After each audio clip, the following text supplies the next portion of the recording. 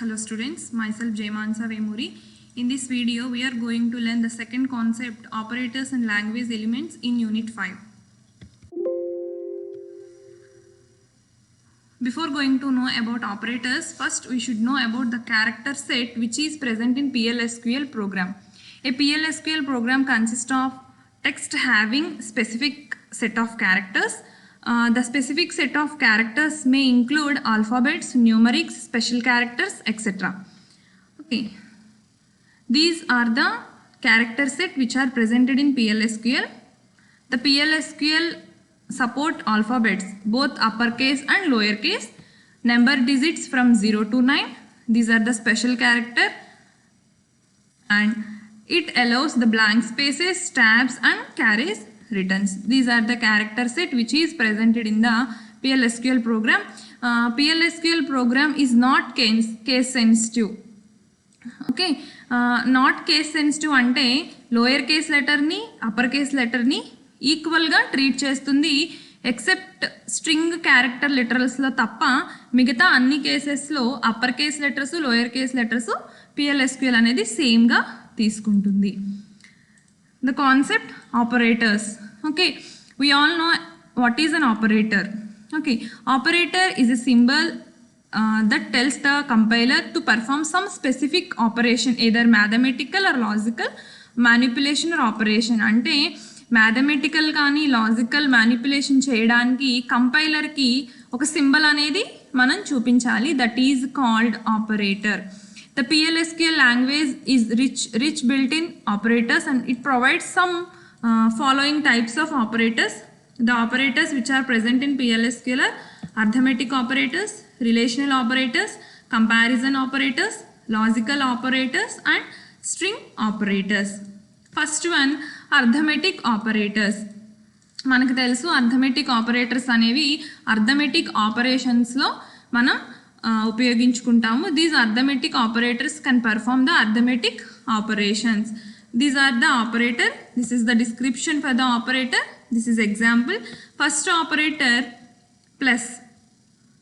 ఈ plus operator అనేది 2 ఆపరెంట్స్ని యాడ్ చేయడానికి ఉపయోగపడుతుంది. Suppose A value 10, B value 5 అనుకుంటే కనుక a ప్లస్ బి అయితే 15. మైనస్. ఈ మైనస్ అనేది second subtracts second operand from the first ఆపరెంట్లో నుంచి సెకండ్ ఆపరేటర్ని తీసివేస్తుంది.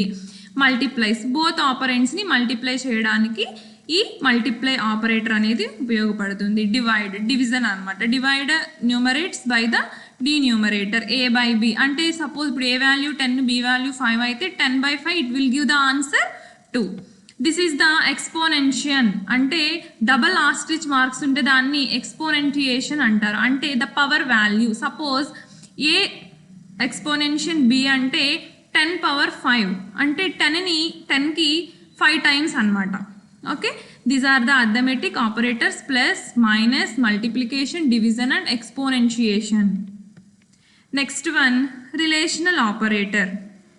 రిలేషనల్ ఆపరేటర్స్ అనేవి మనకి ఎక్కడ ఉపయోగపడతాయి అంటే 2 ఎక్స్ప్రెషన్స్ని కంపేర్ చేసుకుని వాటి నుంచి ఒక బూలియన్ రిజల్ట్ ఇస్తుంది అనమాట. Relational operators can compare the 2 expressions or 2 values. 2 ఎక్స్ప్రెషన్స్ని కానీ 2 వాల్యూస్ని కానీ కంపేర్ చేయడానికి రిలేషనల్ ఆపరేటర్స్ అనేవి ఉపయోగపడతాయి. అలా కంపేర్ చేశాక మనకి ఆన్సర్ అనేది boolean result, either true or false అనమాట.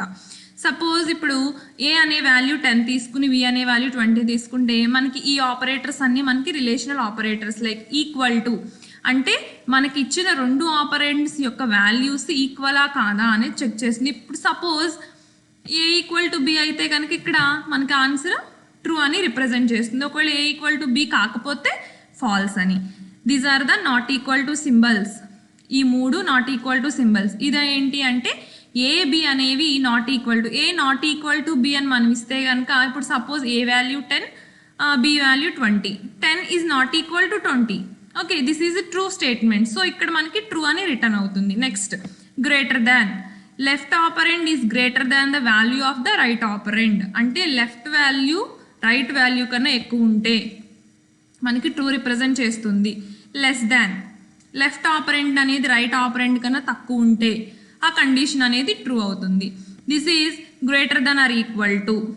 లెఫ్ట్ ఆపరెండ్ అనేది రైట్ ఆపరెండ్ కన్నా గ్రేటర్గా ఉండొచ్చు ఆర్ ఈక్వల్గా కూడా ఉంటే కనుక ట్రూ రిటర్న్ చేస్తుంది. Less than or equal to అంటే లెఫ్ట్ ఆపరెండ్ అనేది రైట్ ఆపరెండ్ కన్నా తక్కువ ఉండొచ్చు ఆర్ ఈక్వల్ ఉండొచ్చు. These are the relational operators. Next one comparison operator.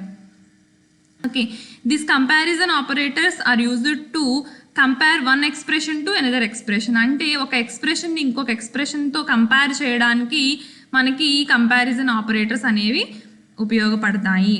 Okay, దీని రిజల్ట్ ఏమై ఉంటుంది అంటే ట్రూ అవుతుంది, ఫాల్స్ అవుతుంది, లేకపోతే నల్ అన్నమాట. ఫస్ట్ ఆపరేటర్ ఏంటంటే లైక్ ఆపరేటర్.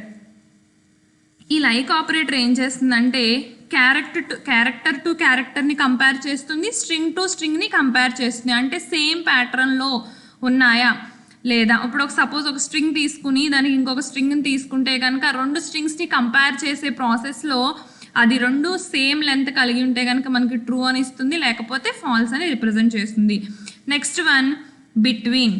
ఈ బిట్వీన్ ఆపరేటర్ అనేది ఏం చేస్తుందంటే ఒక స్పెసిఫిక్ రేంజ్లో మనం ఇచ్చిన వాల్యూ అనేది సమ్ సెట్ ఆఫ్ స్పెసిఫిక్ రేంజ్లో ఉంటే కనుక ట్రూ అని, లేకపోతే కనుక ఫాల్స్ అని చూపిస్తుంది. సపోజ్ ఇక్కడ మనం example if we take an x equal to 10, ఇప్పుడు నేను ఏం స్టేట్మెంట్ ఇస్తున్నానంటే x is in between 5 and 20. Okay, x అనేది 5 and 20లో మధ్య ఉంది. This is the statement. So నా value x equal to 10.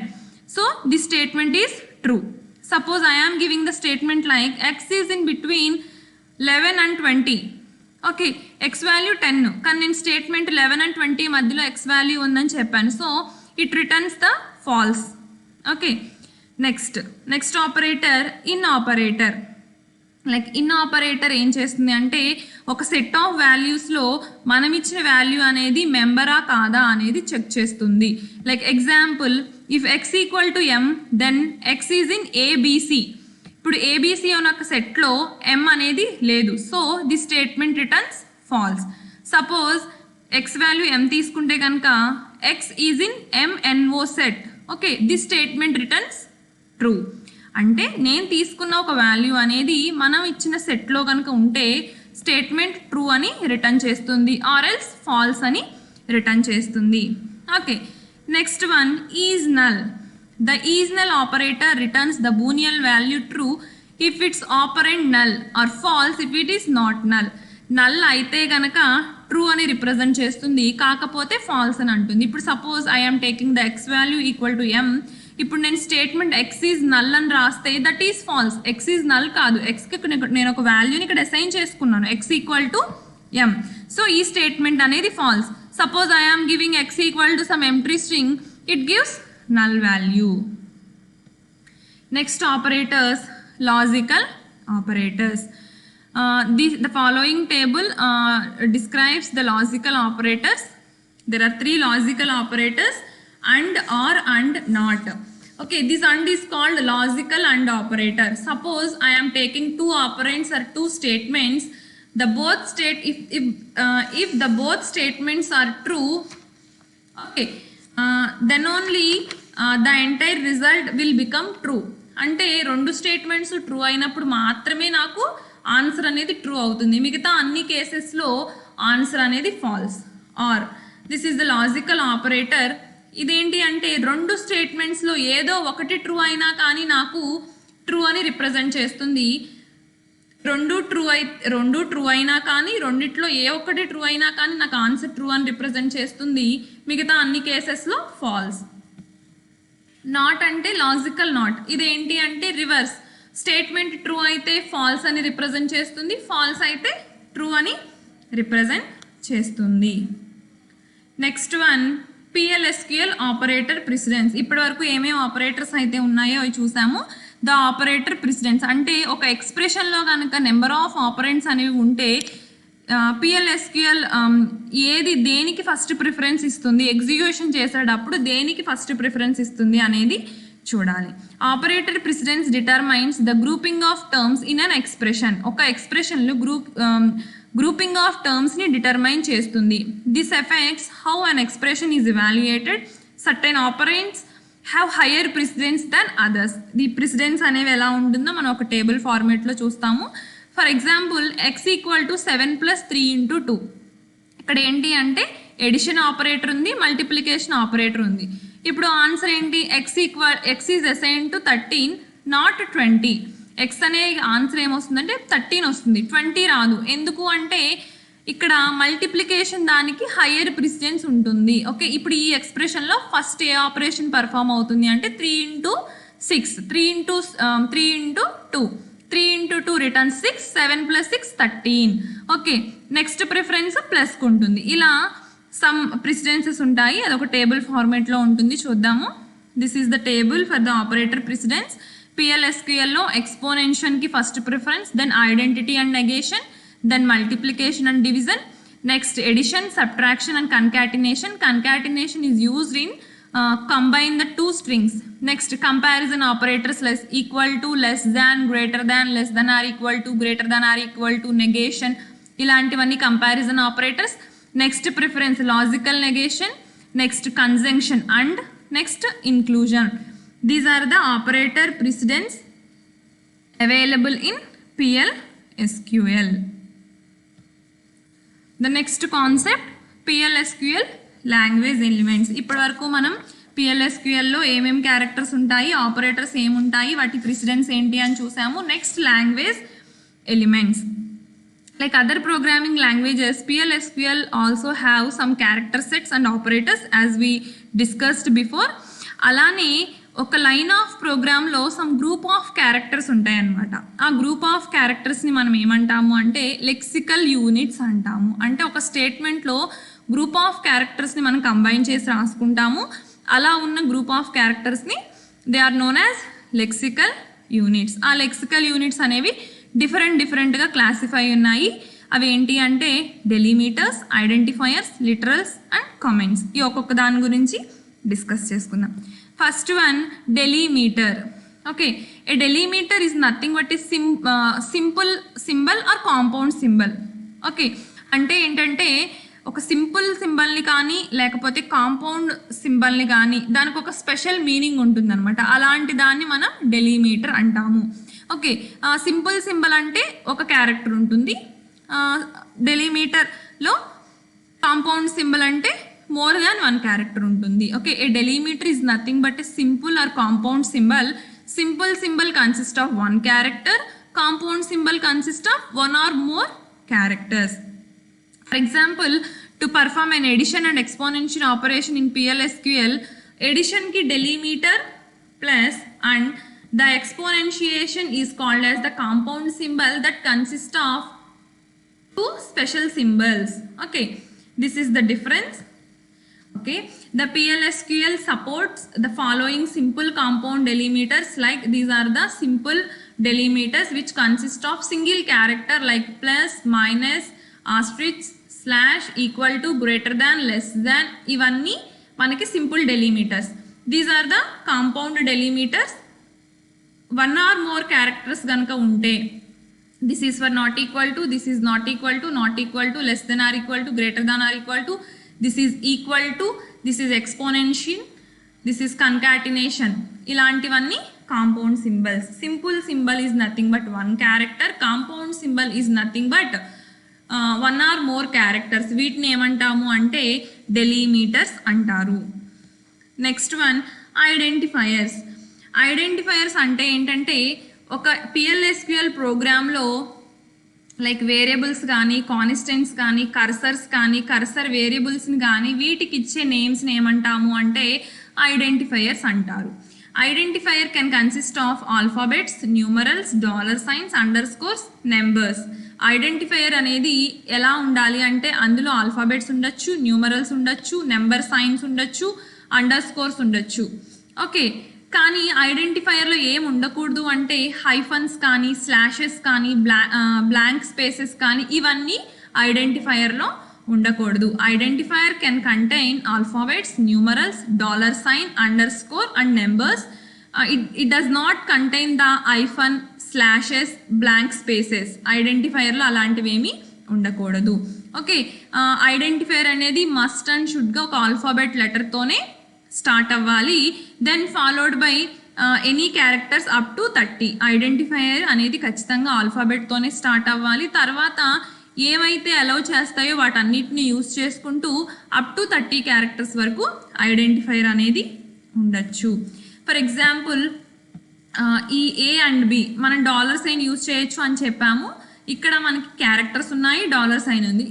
This can be use as the identifier. Next this can be use as the identifier. But ఏంటి అంటే identifier అనేది double కోట్స్లో represent చేయాలి. Only 30 characters వరకు మాత్రమే లిమిట్ ఉంటుంది. Next one literal. Okay, literal is an explicitly defined character, string or numeric or boolean value which is not represented by an identifier. Identifier కాకుండా ఉన్నది ఎక్స్ప్లిసిట్గా define చేసే క్యారెక్టర్ని కానీ, స్ట్రింగ్ని కానీ, న్యూమరిక్ వాల్యూని కానీ, బూలియన్ వాల్యూని కానీ మనం లిటరల్ అంటాము. There are many types of literals. First one numeric literal. A numeric literal is nothing but an simple integer or a real value. Normal integer value కానీ రియల్ వాల్యూని కానీ మనం న్యూమరిక్ లిటరల్ అంటాం. A integer literal may be a positive or negative or a unsigned whole value without a decimal point. Decimal point లేకుండా ఉన్న whole నెంబర్ని కానీ, positive వాల్యూని కానీ, నెగిటివ్ వాల్యూని కానీ మనం న్యూమరిక్ లిటరల్ అంటాము. These are the examples for numeric literal. 100, 006, -10, 0, +10. Positive values అవ్వచ్చు, నెగిటివ్ వాల్యూస్ అవ్వచ్చు, అన్సైన్డ్ వాల్యూస్ అవ్వచ్చు, హోల్ నెంబర్స్ అవ్వచ్చు. వీటిని న్యూమరిక్ లిటరల్స్ అంటారు. ఓకే, వీటిని numeric. Next a real literal. Real literal అనేది positive, negative, unsigned or whole value. It may be a fractional value. Like ఇందాక మనం చెప్పుకున్నట్టు ఇంటిజర్ లిటరల్ అనేది డెసిమల్ పాయింట్ ఉండదు, కానీ రియల్ లిటరల్లో డెసిమల్ పాయింట్ ఉండొచ్చు. లైక్ ఫ్రాక్షనల్ వాల్యూస్ కూడా ఉండొచ్చు. A real literal is a positive, negative or unsigned whole value with a decimal point. These are the examples for real integer literals, like point values, positive values, negative values with decimal points. These are the numeric literals. Next one, character literal. Character literal is an individual character enclosed by a single quote. Single కోట్లో individual character ఏదైతే represent చేస్తామో దాన్ని character literal అంటారు. Character literals include all the printable characters in the PLSQL character set. మనం ఫస్ట్లో discuss చేసుకున్న character సెట్లో ఉన్న ప్రింటబుల్ క్యారెక్టర్స్ ఏవైతే ఉన్నాయో వాటన్నిటిని మనం క్యారెక్టర్ లిటరల్స్ అంటాము. Like letters, numerals, spaces, special symbols.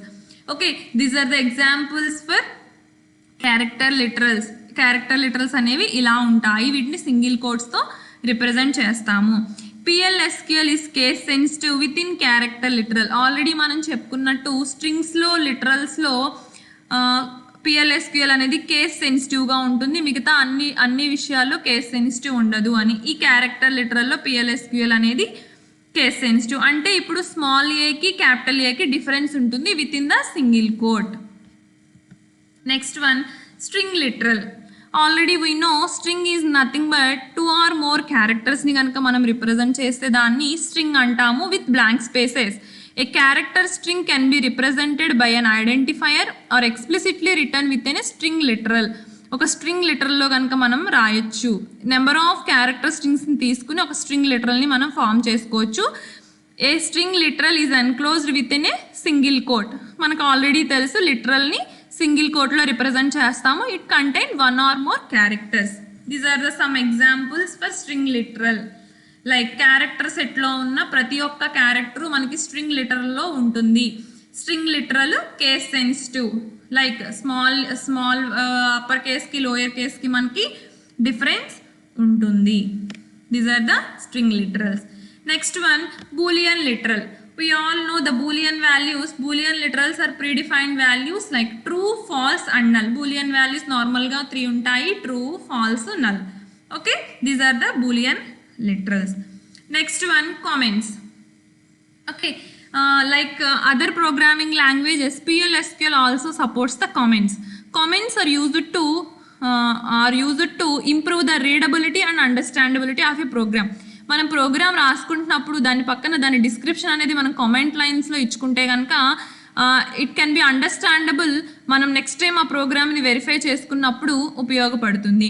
A comment can appear anywhere in the program code. Comment అనేది ఎగ్జిక్యూటబుల్ సెక్షన్ కాదు. మనం కమెంట్స్లో కనుక ఏదైతే పెడతామో అది ఎగ్జిక్యూటబుల్ సెక్షన్ కాదు. The compiler will ignore the comments. Compiler అనేది కామెంట్స్ని ఇగ్నోర్ చేస్తుంది. Generally comments are used to describe the purpose and use of each code segment.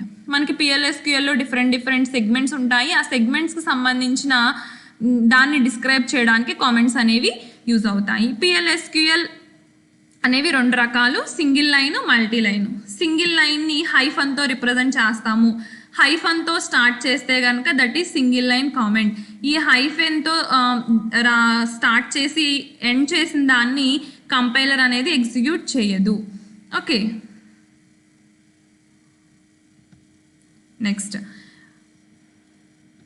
Okay, single line comments can బిగ్ విత్ ఏ డబుల్ హైఫన్. ఒక double హైఫన్తో కనుక ఎక్కడైనా కనుక మనం స్టార్ట్ చేస్తే అది end of the line start చేసి ఎండ్ చేస్తే కనుక దాన్ని సింగిల్ లైన్ కామెంట్ అంటారు.